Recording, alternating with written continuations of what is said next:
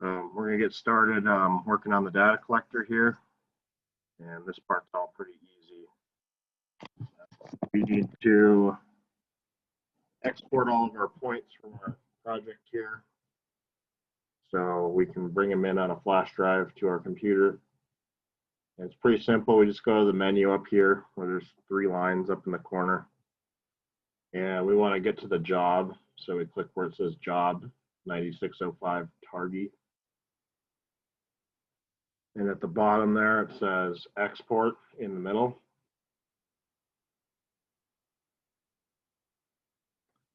And we have a number of file formats to choose from. And we want the CSV with attributes. That'll export all our information like pipe sizes and stuff like that with our point data. And file name looks okay. It'll put it in a default location, which I will show you when we move the file over. And include attribute name should be set to yes. Then we'll hit accept. And I already have one in there, so I'm going to overwrite it.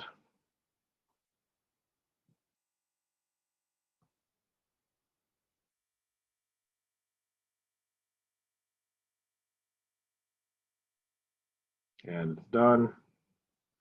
Then we can plug our flash drive in. And File Explorer should pop up automatically when you plug it in. If it doesn't, you can, there's a Windows button on the keypad of the data collector that you can press that'll pop up the menu at the bottom. And you can so over here on the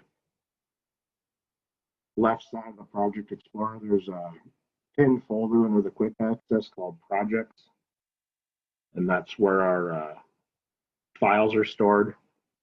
It's kind of a long, weird path to get to otherwise, so I have it pinned over there so it's easy to get to. So we've got a 9605 Target folder, and we want to grab the 9605 Target CSV file, and I'll just copy that, Control C on the keypad, and I'll go to my USB drive and Control V for paste.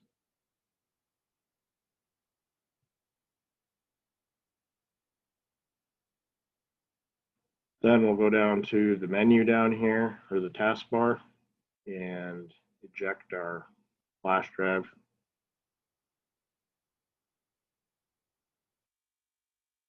And that's all we need to do on the data collector.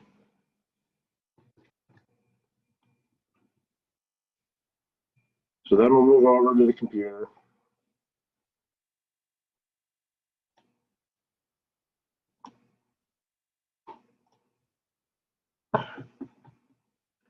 And we'll plug in our flash drive.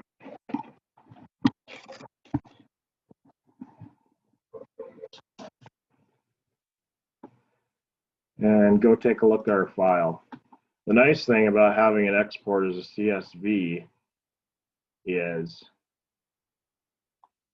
unlike in Survey Pro, where it was that .job file, I believe, or .raw, I think it was .raw, you didn't really have any way to edit that file. Whereas this one, we can just open in Excel, and we can make edits to it if we want. We can delete points that we don't want ahead of time before we even get it into MicroStation, which will make our lives easier. The first thing we need to do in order to get MicroStation to even accept the file is delete this header. It wants every single line in here to be a point, so this header will crash the software if you leave it in. So you got to go ahead and delete line 1. And these are all our control, which I'm going to leave in. You can import the control separately into MicroStation, but you don't have to for these methods. So I'm pretty much from now on just going to import it with my file. So I'll just leave that alone.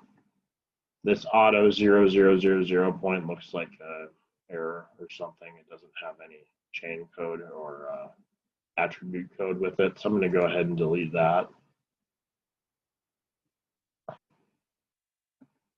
And then most of the time, especially if you just use the GPS, you won't really have anything else to do as far as cleaning up the data, but we resection the gun for a number of these points, and when you resection the gun in Trimble Access, it creates a point where the gun is, and we don't want to keep that point. It doesn't mean anything. It's not really useful to us. So I'm going to scroll down here and delete those points. Is that point that it keeps, is it the elevation of the gun rather than the elevation of the ground? So you get to put in a height when you do it, and I just set it at 0, and I believe it is the elevation of the gun if you set it at 0.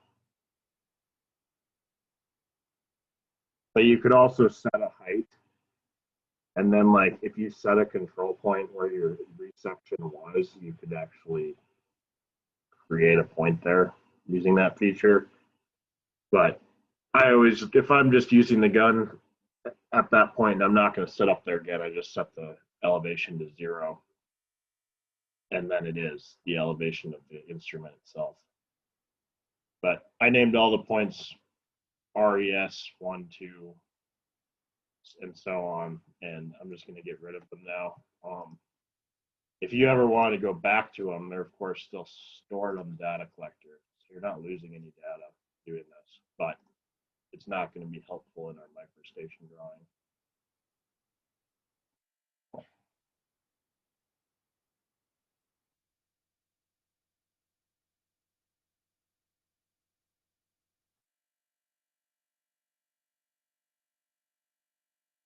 This is a control point I created, and Cloud took it out, so I'm going to delete that too. It doesn't really give us any valuable information.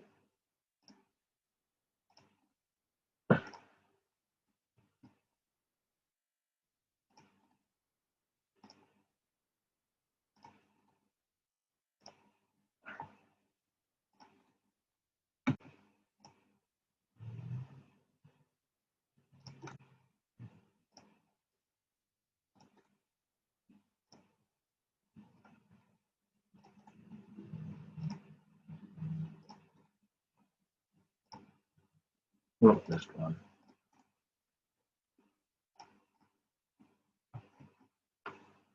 All right, so all those are deleted.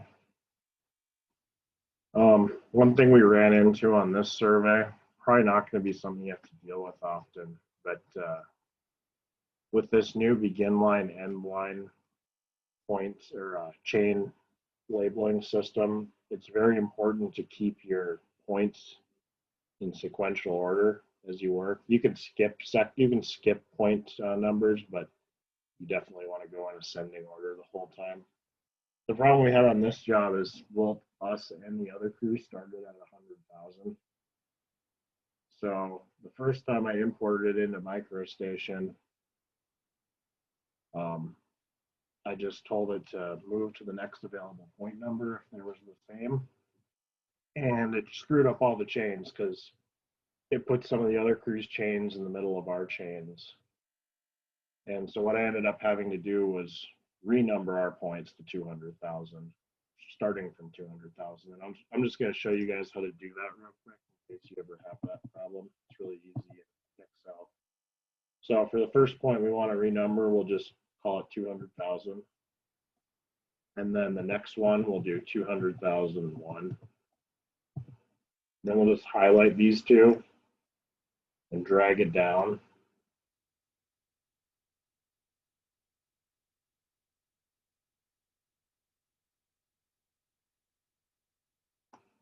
Now all of our points are renumbered from 200,000. So if you ever have problems where you use the same series of point numbers twice, that's how you can easily fix it.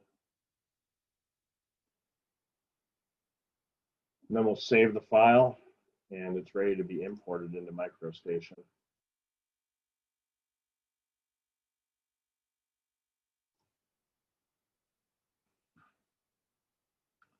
One thing that I'm going to show you guys, it's not really related to point imports, but just a general problem I kind of had in MicroStation this time. I had some issues with MicroStation whenever I used construction survey startup. It was crashing all the time. And I called into CAD support. And the issue that, or the solution that we came up with was for some reason, construction survey startup is sometimes causing a lot of crashes and we don't know why. But the easy way to fix it if you're having those problems is to use pre-construction startup, which you can find by going to the start menu and just starting to type pre-construction. And pre-construction startup has a lot more options than our construction survey startup. We're pretty much going to want to choose the same things. And one other nice thing in here is these two tools here, this run kill task and this run delete GPKRSC. If you're having crashes, running these two often will fix the problems. So if you're having issues with MicroStation, that's something to try before you call support. It might fix your issues.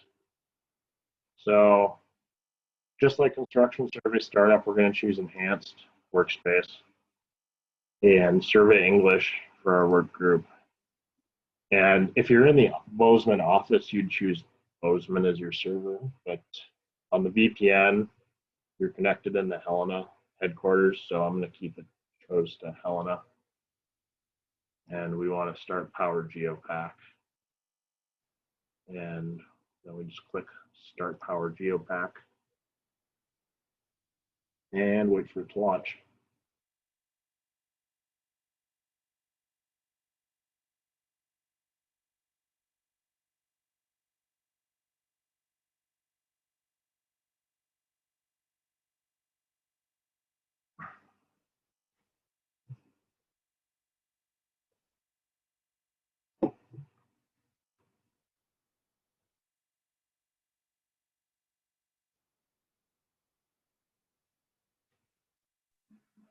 Does it normally take a while to launch?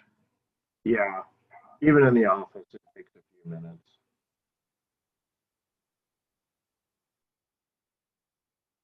If you're going to use it throughout the day, it's best to leave it open just because of this. One thing that's different about launching with pre-construction startup versus construction survey startup is construction survey startup opens a blank template drawing for you, and pre-construction will bring up the file open dialog. But we can navigate back to where that template is and open it, which is what we're going to do. So we can go to the C drive and MDT data. And then we go to this common folder and go to construction survey startup. And then this MDT enhanced workspace construction survey startup drawing is the template drawing that we use to start our survey files with. So I'm going to open that up.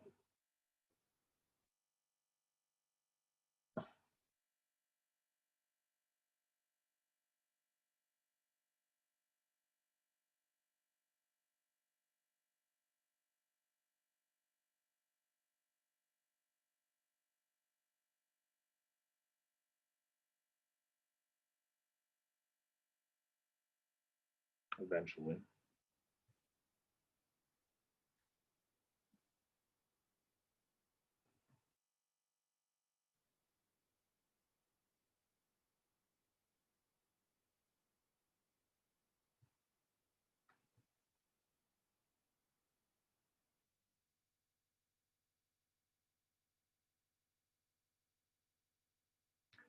And we're ready to go. So the first thing we want to do is file save as. So we're actually working in the folder we want to. We'll go back to the C drive, go to MDT data, projects. I already have 9605 folder created for this job, GPK. And I'm just going to call this one DIMAP 003.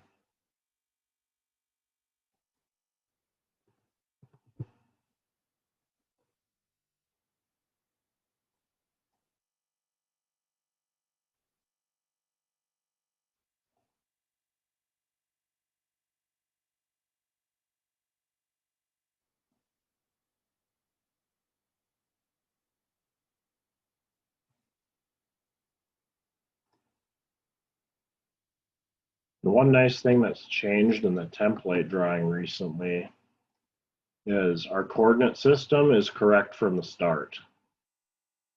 In my old training, we had to change it because it was set to the original NAT 83, not the 2011 one. But at some point since then, they've changed it and updated it. So now we don't need to change the coordinate system when we fire up, which is nice. So just like the other training, we'll start off by creating a survey field book in the Project Explorer. So we'll expand this default here. And then we'll right click on field books and hit new. It'll create one for us. And then we'll right click on it and we'll go to properties and change the name of it to the UPN, which is 9605, and then just 000. So that's updated. Now we're ready to import our files. So we'll right click on 9605.000 and go to load file. Or actually, before we do that, we need to move our file into the GPK folder. So we're back on our flash drive now, and we'll copy our CSV file and then go to the C drive, MDT data, projects, 9605, GPK, and our point files from our data collector go in the download folder. And I'll paste it, and I'll overwrite the one that's there.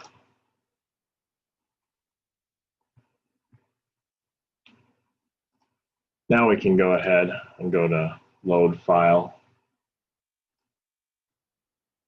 And we need to choose a different filter here for file type. The one we want to use always for these is MDT feature OR. That's the one that's going to properly bring in all of our attributes of our points and chains. And then we'll go to the download folder. It should automatically go into the project folder that you're working in. So we'll go to download. And then this is the file that we just created. We'll just double click on that. And it'll take a little bit, but it'll import this for us.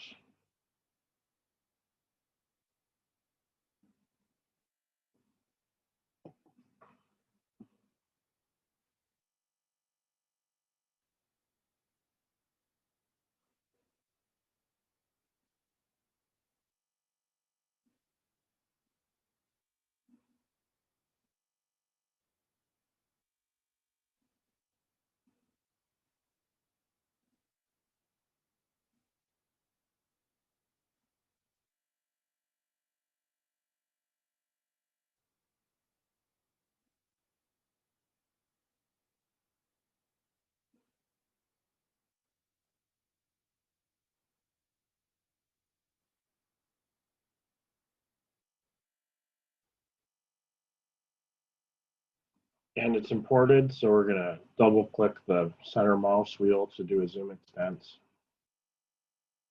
And there's all of our points from that file. There's one more thing we have to do for points that are brought in and chains that are brought in from Trimble Access. One thing that's different, there's actually two different types of chains in MicroStation. There's graphic linear features and pointless linear features. The old method of bringing stuff in from SurveyPro brought them in as pointless linear features, but this brings them in as graphic linear features, which is not what we want, because if you look at this toolbar compared to what was available in my old training, you're missing about half of the tools that we use to manipulate these lines. And the reason for that is these graphic linear features on the new one are basically what it brings in if you use the begin line and end line codes. And the only way you can manipulate them is by changing the begin line, end line codes. And it's really hard to do. It's really easy to mess stuff up trying to do that. So what we want to do is we want to convert all these lines into pointless linear features. And you'll see that's what this last tool before the properties here does, is it says it'll convert this to a pointless linear feature. So we could do them all one by one like that, but we can actually do them all at once and do it much more efficiently. So we'll go to the tasks pane down here, and under survey processing, we'll go to show details. And this just opens up a box that'll list everything that we have highlighted basically. We'll go to Project Explorer, and we'll just click on all linear features here. And now all of our lines are in this list. So we can just go over to this left area here where the arrow is where we can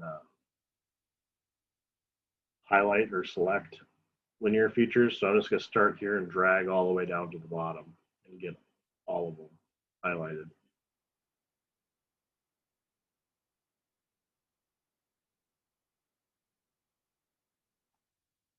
And then I'll right click over there. And this is a problem that you can have if there's any chains that only have one point in them, it won't let you convert it to a point list. And we must have at least one chain in here that has only one point in it. So it won't let us convert them all at once. So to deal with that, we can just break it down into smaller sections and try and convert it. So I'm just going to highlight a bunch and see if it lets me convert them. It looks like all these ones can be converted. So I'll do that. And then I'll just start with the next chain down here, highlight a bunch. And there's one in there that can't be done. So I'm going to scroll back up to where I started and do a smaller selection. And those ones can be done. I'll start here and do it again. One of the ones in there can't be done. So I'll do a smaller group yet. One of those ones.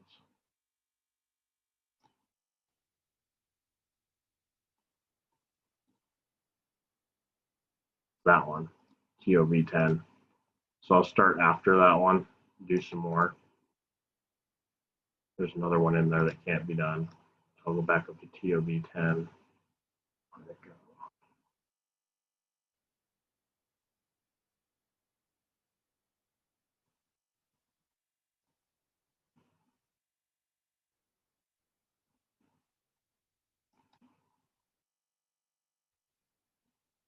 Shoot, I lost it.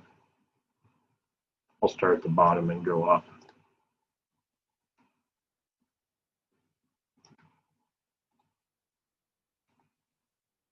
Convert those.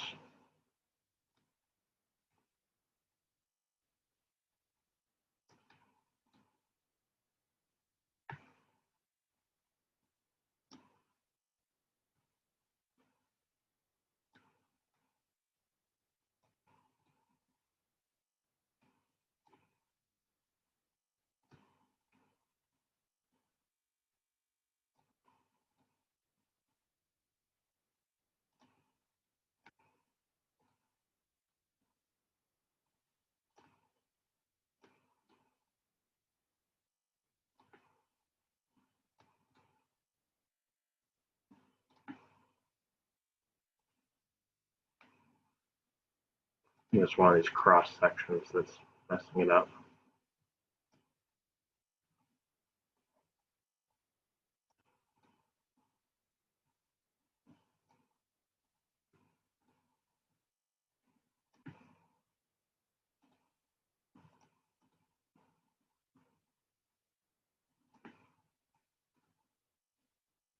Yep, there's the one. So I'll skip that one.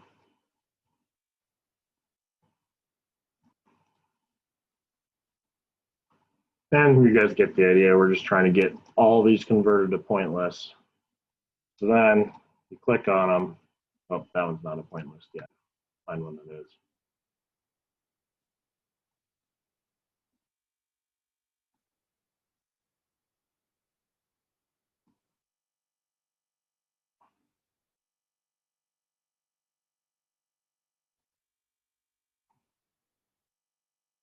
Now you get all your tools once it's a pointless linear feature.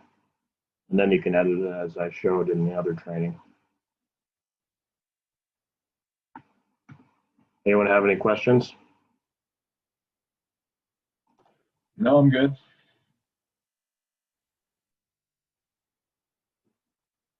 Cool.